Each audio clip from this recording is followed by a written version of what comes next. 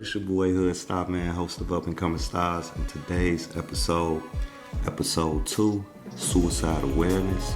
Waka Flocka drops jewels, and I meet Larry Hoover Jr. for the first time. Now, first and foremost, man, most importantly, suicide is a big deal. Apostle Bridget C. Outlaw said, there's so many black men want to kill themselves, black women, black people, and we don't talk enough about suicide. We don't talk enough about suicide awareness. His brother committed suicide, and we are raising suicide awareness. I don't think we speak on it enough. Definitely us as black men, we don't talk about it. So we want to send our condolences out to Regina King and her family, Waka Flocka and his family, and we appreciate you, bro, for coming up to Chicago for this suicide awareness event, man. And we just got to do more. This shit real.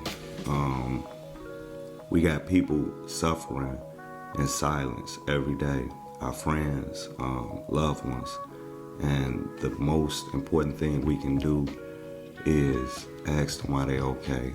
Tell them that we love them, because love is the antidote into curing suicide. You know, suicide is a form of self-hate, silent self-hate. So us that's around our peers, man, just check on them, man. It's nothing to pick up that phone and say, bro, are you good?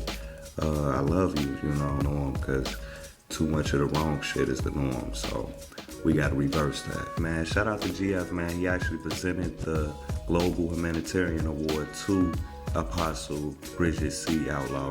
The #1 civil rights leader on the planet. That's Reverend Jesse Jackson. This is John Mitchell.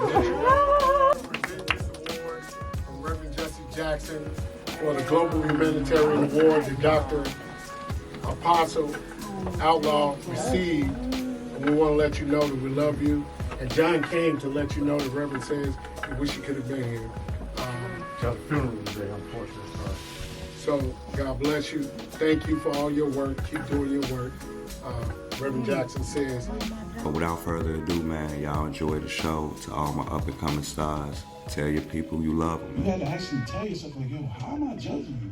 That's something God could do. I'm not God. Like, I can't judge anybody.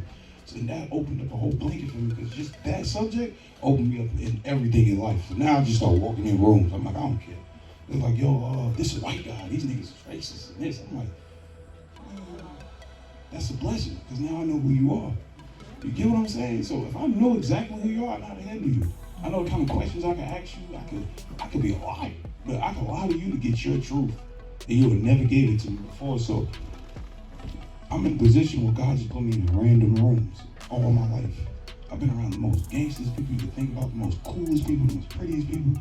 I was just in a meeting in Chicago yesterday with nothing but men in the room, talking just like this. This information wasn't privy to you when you was our age.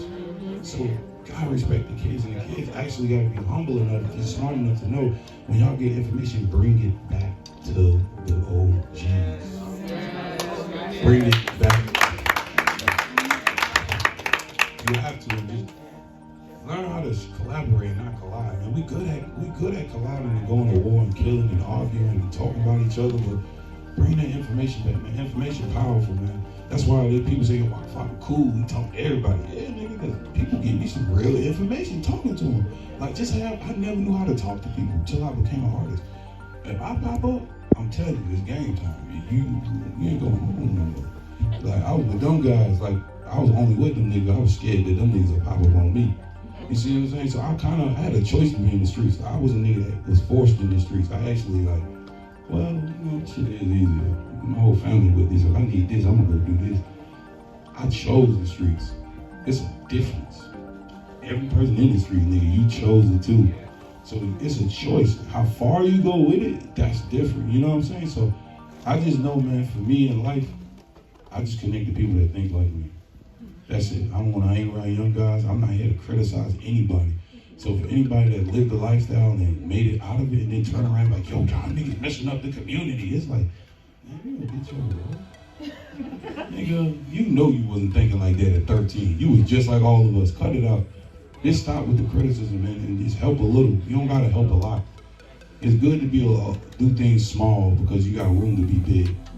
You don't gotta keep doing it big. Cause one thing my uncle told me how to live, he was like, Waka, stop playing like you rich, nigga. You look stupid. He says a rich nigga is rich, so they know what the rich do. Be yourself, man. That's all you gotta do, man. I just had good examples, man. People in Chicago. I shot my whole album in Chicago. I just had people in Chicago that showed love. Everywhere in the world, but they showed love because they were scared too. I seen fear in adults' eyes when I was a young nigga. I actually seen God show me like, Waka, you need to help these people. But I was gonna help me out. So I just tell y'all this, man. What Apostle got in here, rap and teach me. I needed it. See, the difference between, I'm gonna tell y'all the flaw about not knowing this. If you don't know this information, when you make it to being like big, nigga, you gonna pay triple the price. Quadruple the price. I'm telling you, I had to check my books. I was paying the nigga that just run. I actually had a blunt roller for $50,000, $40,000 a month, a year. I'm like, nigga, roll my blunt. It look cool, right? It's the dumbest thing in the world. You talk about food? That's stupid. I was dumb. What was I thinking, man? They ain't gonna pay you that kind of money. I swear to God, y'all, I'm dead serious. People was coming to me like, yo, I got a master's degree, I got a PhD. I'm like, nigga, to be a blunt roller is crazy, but it was funny though. But guess what though? Guess what God showed me? Like, Waka, the little things you take for granted, boy, nigga, jump off the roof for that. Like, you need to appreciate this. So that's what got me into credit. Money don't matter. When I went to buy a house, they didn't care nothing about my money. They said, hey, can we get your tax returns? Your bank statements? Yeah. They knock your big thinking giant, excuse my language, ass down. They'll be like, hey, idiot, basically, you're an idiot.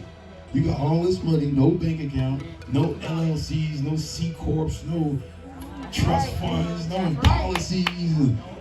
Hey, we in the streets, I think every street nigga need an insurance policy. Nigga, you about to die anyway.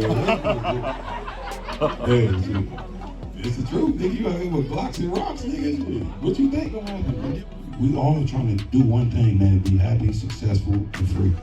And I just leave that with thank you, Apostle. So yeah, we gonna close this episode off with, most importantly, man, showing love to each other. Man, I'm out here with Hood Star, reaching out to all the stars out here, man, showing love. They put the banger down and beat your motherfucking ass because of your dad, though.